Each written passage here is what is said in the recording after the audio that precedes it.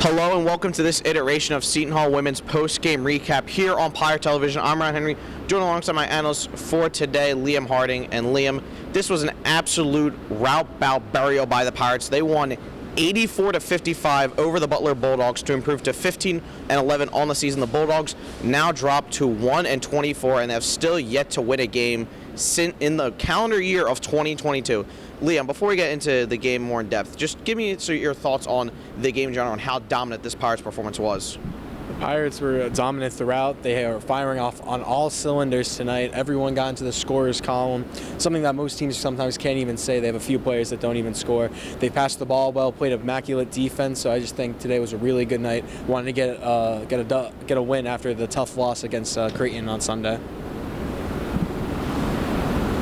Yeah, I agree. I mean, defensively, you mentioned it. They were impeccable. They held the Bulldogs under 40% shooting, under 20% from three, forced more turnovers and assists, and all the big major statistical categories that you want to win in. The Pirates won. It was an absolutely amazing performance defensively, and then offensively, it was just raining points. Like we said, they dropped 84 points, which is just impeccable for an offense, especially at the collegiate level. But you mentioned a bit about their passing, and I want to talk about Lauren Park-Lane. Set a program record 17 assists in this contest, breaking her previous record of 15 assists, which she set last season. And I just want you to talk about a bit about how great she was in this contest, and what are her odds like becoming potentially the Big East Player of the Year. I know she has some stiff competition, but she's making one great case herself.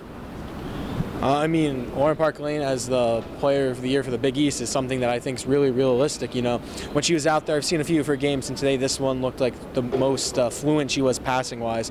Had the great connection with Cortesia-Dean towards the end to get her over the hump with the 16 assist, but passing to Sydney Cooks, Katie Armstrong, whoever she was passing to, it looked very fluid. And she's proving to herself to be one of the top guards in the country and in the Big East. Coach said it the best and said she's in the same tier as Paige Beckers of UConn. And after this performance today, I truly believe that as well. Yeah, he commended on the ball movement, not just of Lauren Park-Lane, who was spectacular in her end, but he's saying that the Pirates have really been moving the ball more, passing the ball more, and that's really led to their success, especially this past month or so. Their offense seems to be more free-flowing, not as much isolation ball, getting more involved passing because, the key to basketball, the ball moves faster than an individual defender, so if you'll eventually find the open shot if you just keep passing. And, amazing performance all around from this Pirates offense. And another player I want to spotlight is Sydney Cooks. She also set a career-high 35 points. This is the second 35-point game in back-to-back games for the Pirates. Andre Espinoza-Hunter scored 35 points in their double overtime loss to Creighton, and today Sydney Cooks did it against the Butler Bulldogs. Liam, just speak about how great Sydney Cooks' performance has been, and really how her progression throughout this entire year. Her progression's been really well. You see her at the beginning of the season kind of off to a shakier start, getting a double-double here and there. But overall, the past few games, she's been on a tear, whether it's been cleaning up the boards or scoring when she's needed to. The redshirt senior has proven to be a very big asset, so whether it's setting screens, shooting the three, shooting some mid-range. Overall, her game's just helping this Pirates team win.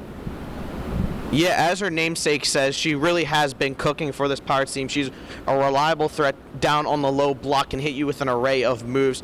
And I also want to spotlight another Pirate who really doesn't do a whole lot in the scoring department. That's Maya Bembry. She does a lot of the little things. Kind of reminds me a little bit of a Dennis Rodman role where, she's guarding the opposing team's best player. She's fighting for rebounds. She's diving after loose balls. She's really the glue person, the glue player that every single team needs. You need your stars, obviously, but you need those role players who can fit those niche roles and, kind of shape the team into form. And I think that's what Maya Bembry provides. She had 12 points, and she did a fantastic job defensively as well. You said it best. The other young sung heroes like Maya Bembry, like Katie Armstrong, proved to be very valuable in this win tonight against Butler, as well as Cortesia-Dean, who got a significant amount of playing time due to Maya Jackson's injury. Yeah, you touched on it in your point. You were talking about Maya Jackson's injury. She suffered an ankle sprain in the Creighton game, really didn't play in the last remaining minutes of it. She didn't play in today's contest, was in a walking boot. Coach Bozzella seems optimistic, or at least is hopeful, that she can play in Friday's contest against a very tough DePaul team in Chicago. But if the Pirates are without her, how are they going to be able to adjust playing against one of the best teams in this conference? I think it begins and ends with stopping Anase Moore. She's averaging 21 points, 14 rebounds, is one of the best players in the country. So they need to get her locked down. The second leading scorer also averages 17 points. So shutting down those two, it kind of falls off after them. So you got to score them. They are one of the best offenses in the country, as Coach Pizzella said. So just got to play a really good defense like they did tonight. Yeah, I mean, the Pirates last time they played DePaul here in Walsh Gymnasium over a month ago, they were toe-to-toe with the Blue Demons for a majority of the game, and then the third quarter happened and kind of the wheels just fell off. They were without Andra Espinoza and Maya Jackson that game, but Maya Jackson would be a huge asset, especially her three-point shooting and her scoring. I feel like she's a microwave, someone you can give the ball to a couple times, and she instantly leads a run herself.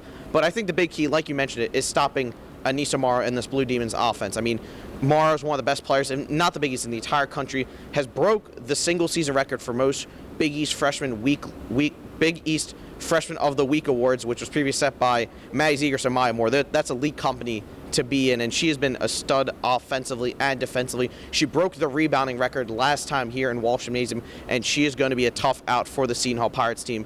And now, Liam, before we wrap up the show, what do you think? Give us a little bit of score predictions for this match against DePaul. I mean, I just think it personally depends if Maya Jackson plays. Coach Pizzella said it last time. Andra Espinoza-Hunter didn't score. Maya Jackson was out. So if Maya Jackson is able to play, I think it's going to be a closer game. If that's the case, I'm going to say 75-70 Pirates. But if not, I think it might be tides turning into the Blue Demons' better chance to win. Yeah, I mean, Maya Jackson playing does have a lot to do with this. That's the secondary guard who can play off of Lauren Park Lane, and her shooting ability provides a valuable asset. I still think this will be a very, very tough out for the Pirates, but they do have the talent to match up with the Blue Demons like we saw this year. I think it's going to be more of an offensively focused game, regardless of Maya Jackson plays. I think it's going to be somewhere around 85-80 in favor of the Blue Demons. I think the Pirates do have the talent, but you're going to go into Chicago. That's a tougher battle than winning here in South Orange, and I just think they're going to get slightly outworked and out-talented by the Blue Demons. But that'll do it here for this recap of Seton Hall women's basketball against the Butler Bulldogs. I'm your host, Ryan Henry, joined alongside my analyst, Liam Harding, and our camera operator, Veronica Gale. Stay tuned for more Seton Hall Pirate TV coverage here on YouTube.